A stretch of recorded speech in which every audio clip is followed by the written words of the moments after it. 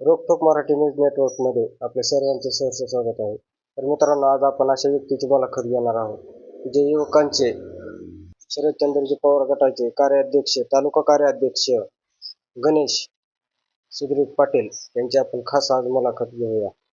नमस्कार. नमस्ते.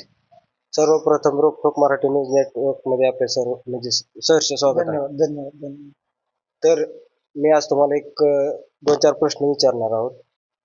तर माझा पहिला प्रश्न असा आहे, जे आता लोकसभेची जी रणधुमाळी चालू आहे त्या संदर्भात काय तुम्ही थोडं विश्लेषण कराल का?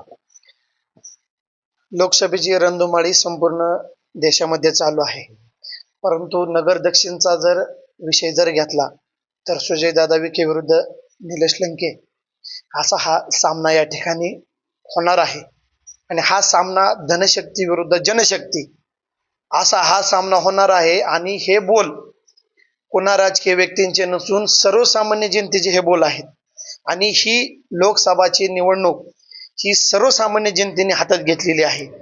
त्याच्यामुळं लोकनेता, कोरोना योद्धा, सर्वसामान्य कुटुंबातील व्यक्तिमत्व निलेश लंके साहेब यांच्या पाठीशी ही सर्वसामान्य जनता यांच्या पाठीशी उभा राहणार आहे. आणि निलेश लंके साहेब यांची ही निवडणूक ही सर्वसामान्य जनतेने हातात घेतलेली आहे. त्याच्यामुळं नगर दक्षिणचे फिक्स खासदार हे 100% निलेश ज्ञानदेव लंके साहेब होणार म्हणजे होणारच, ही आम्हाला या ठिकाणी शाश्वती आहे. तर कर्जत तालुक्यातील जे मोठमोठे पुढारी आहेत, आता कुळधरण गटाचे जे राष्ट्रवादी शरदचंद्रजी पवार गटातून आता अजित पवार गटात गेलेले असे राजेंद्र काका गुंड, त्यांनी नुकताच अजित पवार गटात प्रवेश केला. त्या संदर्भात काय माहिती? आता राजेंद्र काका गुंड हे पहिल्यापासून कुळधरण गटाचे नेतृत्व करत आहेत. आणि आम्ही सर्वसामान्य जनतेमधील युवक, तरुण, सर्व ज्येष्ठ नागरिक राजेंद्र काका गुंड यांच्या पाठीशी ठामपणे उभा होतो. का? कारण ते आदरणीय रोहितदादा पवार यांच्याशी एकनिष्ठ होते म्हणून. परंतु आदरणीय राजेंद्र काका गुंड यांनी या ठिकाणी कोणत्याही कार्यकर्त्याला विश्वासात न घेता, कोणत्याही कार्यकर्त्याला कल्पना न देता त्यांनी अजितदादा पवार गटात प्रवेश केला आहे. राजेंद्र काका जरी तिकडे गेले असले तरी त्यांच्या पाठीमागील सर्व कार्यकर्ते, सर्वसामान्य जनता ही माननीय आमदार रोहितदादा पवार यांच्या पाठीशी ठामपणे उभा आहे आणि कायम उभा राहणार आहे. कारण का? की माननीय आमदार रोहितदादा पवार यांच्यासारखी सर्वसामान्य जनतेला ताकद देणार नेतृत्व हे आम्हाला कर्जत जामखेडला मिळाले. त्याच्यामुळं आम्ही सर्वजण मिळून माननीय आमदार रोहितदादा पवार यांच्या पाठीशी ठामपणे उभा आहे. आणि माननीय आमदार रोहितदादा पवार यांच्यामुळं निलेश लंके साहेब यांचा विजय हा नक्कीच झालेला आहे, आता झालेला आहे, अशी आमच्या युवकांना या ठिकाणी ग्वाही वाटते.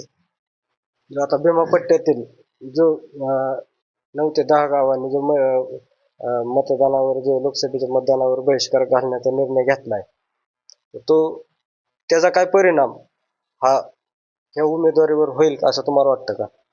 आता भीमा पट्ट्यामधील गावं ही खास करून माननीय आमदार रोहितदादा पवार यांना मानणारी गावं आहेत. परंतु माननीय आमदार रोहितदादा पवार हे भीमा नदीला पाणी येण्यासाठी खूप चांगल्या पद्धतीने ताकद लावत आहेत. परंतु ज्या ठिकाणी सत्ता ज्या पक्षाची असते त्या पक्षाचं वलय त्या ठिकाणी जास्त पद्धतीने चलत असतं. माननीय आमदार रोहितदादा पवार त्यांच्या पद्धतीने ताकद लावत आहेत. परंतु विधान परिषदेवरती माननीय राम शिंदे साहेब यांना सुद्धा भारतीय जनता पार्टीने घेतलेला आहे. आणि विशेष करून त्यांच्या पक्षाची या ठिकाणी सत्ता आहे. सत्ता असताना सुद्धा त्यांच्याकडून कोणत्याही पद्धतीचा प्रयत्न भीमा पट्ट्यामधील गावांना पाणी येण्यासाठी होताना दिसून येत नाही. याची एक कुठेतरी खूप मोठी शोकांतिका वाटत आहे. माननीय आमदार रोहितदादा पवार या ठिकाणी प्रयत्न तर करतच आहेत, परंतु राम शिंदे साहेबांनी याच्यामध्ये राजकारण न आणता जर त्यांच्या तोडीस तोड देऊन त्यांची ताकद या ठिकाणी उपलब्ध केली तर दोन्ही आमदार मिळून नक्कीच या ठिकाणी पाणी आणण्यासाठी यशस्वी प्रयत्न करतील असं आम्हाला सर्वसामान्य जनतेला वाटत आहे. आणि माननीय उपमुख्यमंत्री अजितदादा पवार साहेब हे सुद्धा आमच्या भागामध्ये लक्ष ठेवून आहेत. त्यांच्या माध्यमातून सुद्धा पाणी येईल, परंतु पाणी आणण्यासाठी ते सुद्धा या ठिकाणी का प्रयत्न करत नाहीत याच्या सुद्धा कुठेतरी मनामध्ये चूक चुकते.